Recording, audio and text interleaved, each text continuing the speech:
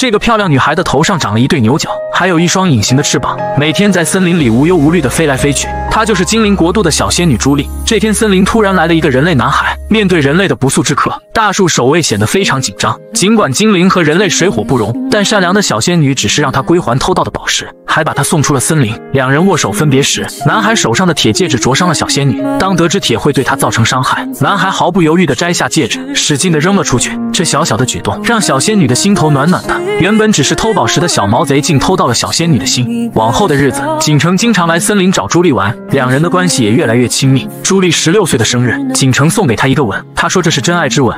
转眼间，小仙女长大了，她直冲云霄，翱翔于苍穹之上。她变成了强大的仙女，担任着保护森林的重任。可锦城长大后却沉迷追逐权势，在国王身边当了侍从后，再也没有来看过仙女。当初的真爱之吻也早已抛之10万8千里。觊觎森林宝藏许久的人类国王对森林发动了战争，但却被朱莉抵挡了回去。人类军队不但大败，国王也身受重伤。临死前，国王说只要有人杀了朱莉，就是下一任国王。一旁的锦城听到后不由得心头大动，于是他在深夜回到森林找到了朱莉。面对这个曾经心爱的男人，朱莉还是原谅了他的不告而别。他依靠着锦城，仿佛又回到了从前。毫无防备的朱莉喝下了加了迷药的水，不久便沉沉睡去，而锦城却掏出砍刀对准了她。她是精灵国度最美的仙女，拥有一双丰满且巨大的隐形翅膀，但今天却被她心爱的男人偷偷割走了。朱莉从昏迷中醒来，转头看到自己空荡荡的后背，瞬间明白渣男锦城再一次背叛了她。她不由得伤心欲绝，发出痛苦的哀嚎。而这个渣男已经将他的翅膀献给了国王。锦城如愿以偿，不但继承了国王之位，还娶了公主为妻。朱莉将一只乌鸦变成了人类，让他去打探城堡的消息。很快，乌鸦就带回了消息。仙女怒了，复仇的决心让她彻底黑化。曾经美丽的仙女变成了阴暗的女巫，生机勃勃的摩尔森林也因为她变得死气沉沉。终于，朱莉等来了一个复仇的时机。渣男国王和王后生了一个可爱的公主，正在举行盛大的庆典。3个叛逃的老精灵也飞来给公主送上祝福。突然，阴风骤起，吹灭了礼堂的蜡烛。朱莉不请自来，强大的黑暗气场震慑住了所有人。她对着襁褓中的公主施展了恶毒的诅咒，在她16岁生日那天的日落之前，她会被织布机上的纺锤刺破手指，陷入死亡一般的沉睡中。她将永远不会从沉睡中醒过来。国王跪下求饶，朱莉邪魅一笑，享受着复仇的快感。公主也可以从沉睡中醒过来，但唤醒她的只能是真爱之吻。这诅咒将到时间的尽头，没有任何力量能改变它。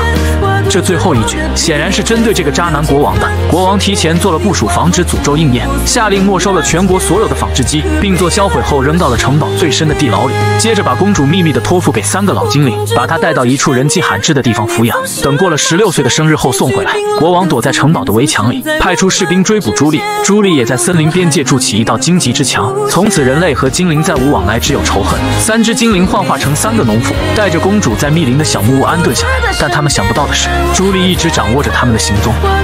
你可真丑，让我都替你有点难过了。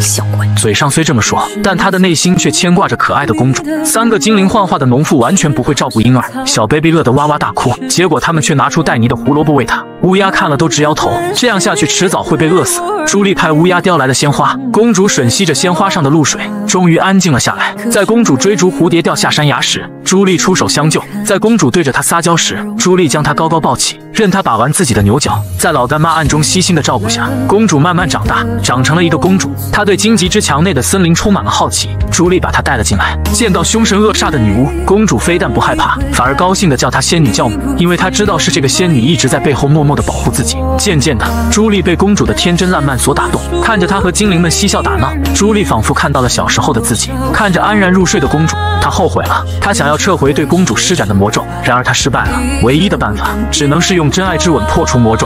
好巧不巧，公主还真就碰到了一个骑白马的王子，两人一见面就互生好感。乌鸦说魔咒有破解的希望了，但被深深伤害过的朱莉根本不相信世上会有真爱。明天就是公主16岁的生日，激动的精灵不小心说漏了嘴，让公主知道了自己的身世。公主跑回森林，她不可置信地质问朱莉是否对自己下了恶毒的魔咒，没想到却得到了朱莉肯定的回答，自己最爱的仙女教母竟对自己下此毒手，她崩溃了。她跑回城堡和父王相认，却没得到父亲久别重逢的拥抱，而是破口大骂地把她关进了冰冷的房间。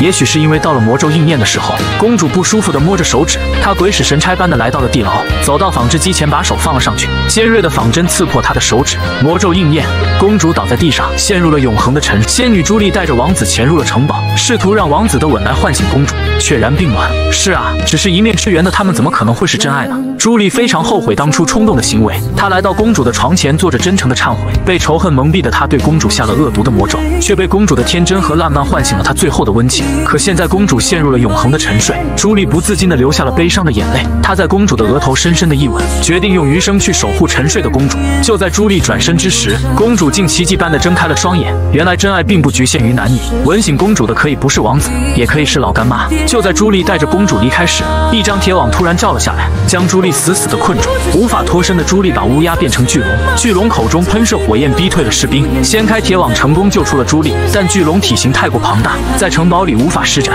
很快被士兵牢牢控制。随后手持巨大盾牌的士兵将朱莉围在中间，国王身穿铁质铠甲走了出来。为了这一刻，他已经筹备了许久。他挥舞手中铁链，把朱莉打倒在地，冷血至极，丝毫不念及旧情。随后拔出佩剑，就要彻底了结眼前的女巫。千钧一发之际，公主找到了被国王封存已久的翅膀，翅膀已受到感应，在不断扑腾。她推倒柜子，将其释放了出来，金光骤现，身体和翅膀瞬间融合，朱莉腾空而起。昔日强大的仙女回来了，国王依旧不死心，他用铁链再次缠住朱莉，却被朱莉连带着飞出城堡。朱莉狠狠地掐住他的脖子，看着这个曾经唯一深爱的男人，朱莉心软了，选择以放手来结束这一切。然而这个渣男已经丧失理智，冲过去就要和朱莉同归于尽。朱莉用力挣脱开来，而渣男最终摔成了渣渣。